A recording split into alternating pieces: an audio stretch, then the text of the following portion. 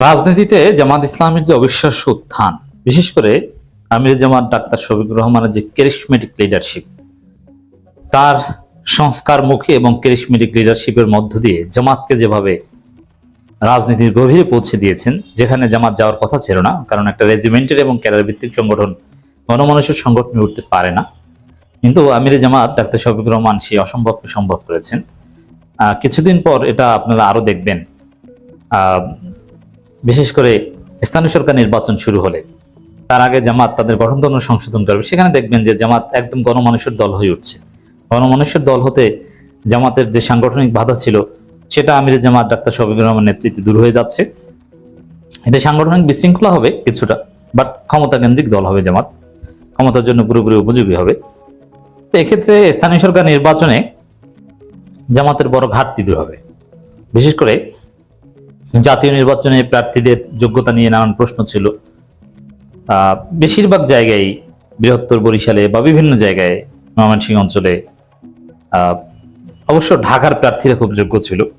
যে প্রশ্ন ছিল যে যাদেরকে প্রার্থী করা হয়েছে তারা আদৌ যেতে আসার মতো যোগ্যতা রাখেন কিনা, অথবা তারা এমপি হওয়ার মতো যোগ্য কিনা। যারা চিন্তা করতেন সর্বোচ্চ আমি ইউনিয়ন পরিষদের চেয়ারম্যান হব, তাদেরকে এমপি মনোনয়ন দেওয়া হয়েছে, যেক্ষেত্রে একটা ঘাটতি ছিল। এই ঘাটতিগুলো স্থানীয় সরকার নির্বাচনে দূর হবে, আমিরে জামাত দূর করার উদ্যোগ নিয়েছে, যেটাকে আমরা জামাতের অবিশ্বাস্য উত্থান বলতে পারি। যেমন জামাত অলরেডি ঠিক করে ফেলেছে যে জামাতের নির্বাচনী ক্যান্ডিডেট হতে রোকন হওয়ার দরকার নেই। এমনকি জামাত তার সাংগঠনিক স্ট্রাকচারে আরো কিছু কঠোরতা এনেছে। পর্দা, সুদের সাথে জড়িত থাকা, এগুলোর ক্ষেত্রে যাদের কম্প্রোমাইজ করতে হয় তাদেরকে রোকন রাখবে না, রোকন বানাবে না, এবং যারা রোকন তাদেরকেও রাখবে না, প্রয়োজনে স্থগিত করে দিবে। যাদেরকে নিয়মিত পেশাগত কারণে পর্দার সাথে কম্প্রোমাইজ করতে হয়, বাধ্য হয়ে বেপর্দার কাজ করতে এবং সুদের সাক্ষী হতে হয় বা সুদের লেনদেন করতে হয়, ঠিক আছে, আপনারা জামাতের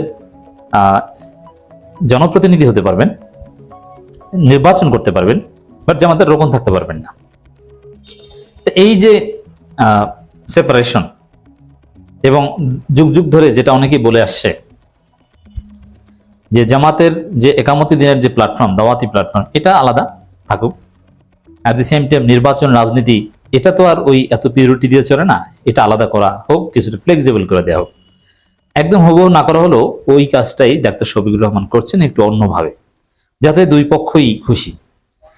এই ধরনের যে সংস্কারের কথা, যেখানে জামাতের একটা গ্রুপ বলতে হীনমন্যতা, ইসলামী আন্দোলনে হীনমন্যতার স্থান নেই, আর একটা গ্রুপ বলতো যে রাজনীতি এটাই, যেমন কামরুজ্জামান, কাদের মোল্লা, মীর কাশেম আলী, এরা, ব্যারিস্টার আব্দুর রাজ্জাক, মুজিবুর রহমান মঞ্জু, এরা ছিলেন জামাত ইসলামী সংস্কারপন্থী। অন্যদিকে মাওলানা মতিউর রহমান নিজামী, আলী হাসান মুজাহিদ, রফিকুল ইসলাম খান, এরা ছিলেন ট্র্যাডিশনাল বা কনভেনশনাল। তো এদের মধ্যে নানান দূরত্ব বা এখতেলাফ, এই এখতেলাফ স্বাভাবিক, একটা দলের মধ্যে এই ধরনের বিভিন্ন চিন্তাধারার লোকজন থাকবে, এটা অবাক হওয়ার বা সাংগঠনিক বিশৃঙ্খলা হিসাবে দেখার সুযোগ নেই।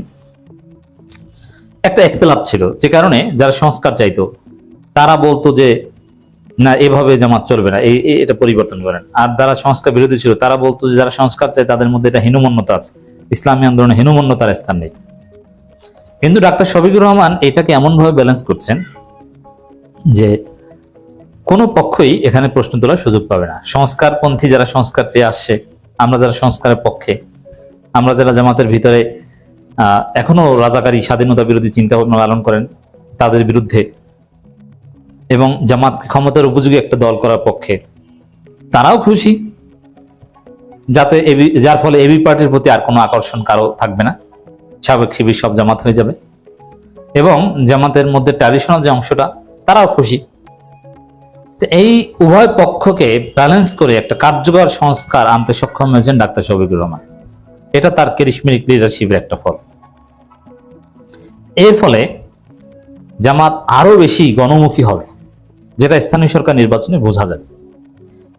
আর এই কারণেই বিএনপি কঠিন চ্যালেঞ্জের মুখে পড়েছে।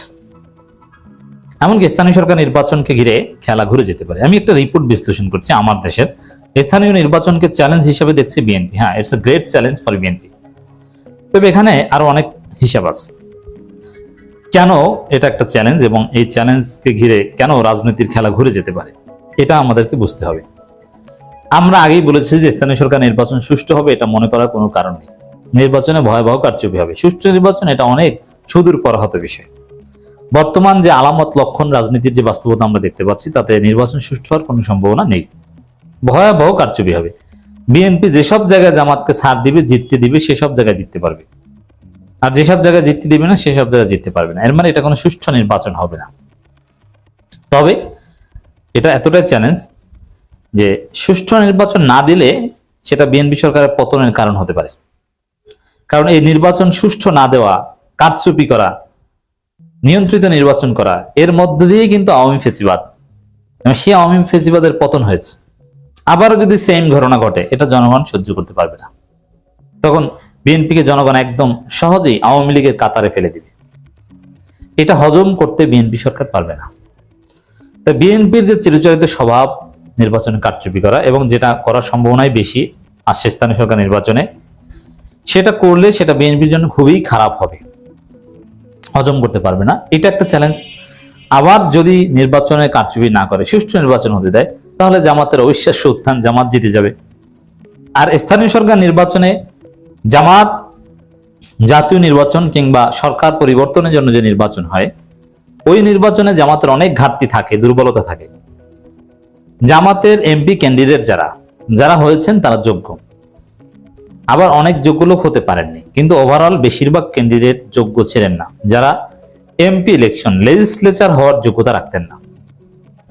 আইন প্রণেতা, আইন প্রণয়ন করবে, এখনো যারা এমপি হয়েছে অনেকের ঘাটতি আছে। আইন প্রণয়ন জিনিসটা অনেক বড় বিষয়। জামাতের লোকজনের এভারেজ জামাতের এখন নতুন ভাবে গঠনতন্ত্র সংশোধনের পর যে জামাত আসবে, সেই জামাত বিএনপি আওয়ামী লীগের চেয়ে যোগ্য হবে আমরা বিশ্বাস করি। তবে এভারেজ বা কনভেনশনাল জামাত, তাদের ঘাটতি ছিল।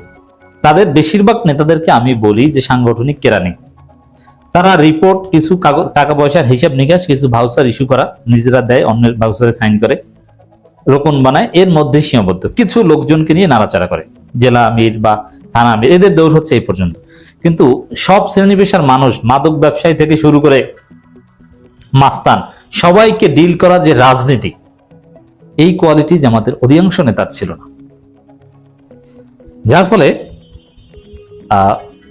তাদের দুর্বলতা ছিল। কিন্তু এই যে জামাত নেতাদের একদিকে দুর্বলতা, কিন্তু তারপরও দেখেন, আপনি একসাথে সৎ হবেন, পরহেজগার হবেন, আবার মাদক ব্যবসায়ী এবং মাস্তানদেরকেও ডিল করবেন, এটা কঠিন। জামাতের লোকজন ভালো বলে তাদের এই জায়গাটায় তাদের অযোগ্যতা ছিল, কারণ ভালো লোক সব জায়গায় তো আর কাজ করতে পারে না। কিন্তু এই যে সাংগঠনিক কেরানি টাইপের নেতা, এদের জন্য স্থানীয় সরকার নির্বাচন খুব উপযোগী। এই লোকগুলো হয়তোবা লেজিসলেটিভ রোল ভালোভাবে প্লে করতে পারতো না, অযোগ্য, কিন্তু তাদেরকে যদি চেয়ারম্যান বানিয়ে দেওয়া হয়, তাদেরকে যদি কাউন্সিলর বানিয়ে দেওয়া হয়, পৌরসভার মেয়র বানিয়ে দেওয়া হয়, তারা 100তে 100, তারাই সবচাইতে যোগ্য। কারণ চেয়ারম্যান, কাউন্সিলর এইসব জায়গায় লাগেই হচ্ছে সৎ লোক এবং একদম রুটিন ওয়ার্ক করা লোক, জনগণকে নির্দিষ্ট জায়গায় জনগণকে সময় দেওয়ার লোক। এইসব জায়গায় জামাতের নেতৃবৃন্দ যে কারো চাইতে যোগ্য। স্থানীয় সরকার নির্বাচনে আর মানুষ কাকে চায়? জাতীয় নির্বাচনে জাতীয় অনেক বিষয় কাজ করে, যে জায়গায় জামাতের এমপি ক্যান্ডিডেট পিছিয়ে ছিল। কিন্তু স্থানীয় সরকার নির্বাচনে মানুষ চায় যে ভালো লোক, হুজুর মানুষ, শিক্ষক মানুষ, এই সব চাইতে ভালো, একে চিনি, এর বিপদ আপদে পাশে পাওয়া যায়, এই 1 টাকাও মেরে খাবে না, অতএব ভোটটা এড়ে দিই। কারণ স্থানীয় সরকার নির্বাচনে লোকাল ফ্যাক্টর কাজ করে বেশি, আর জাতীয় নির্বাচনে লোকাল ফ্যাক্টর চাইতে জাতীয় বিষয় বেশি কাজ করে, কোন দল, কোন মার্কা, অমুক তমুক। আর লোকাল নির্বাচনে কে রাজাকার না, এগুলো ব্যাপার না, ভালো লোক তাকে ভোট দেয়। যদি সুষ্ঠু নির্বাচন হয়, জামাত জিতবে। তো এইভাবে বিএনপি একটা চ্যালেঞ্জের মধ্যে আছে।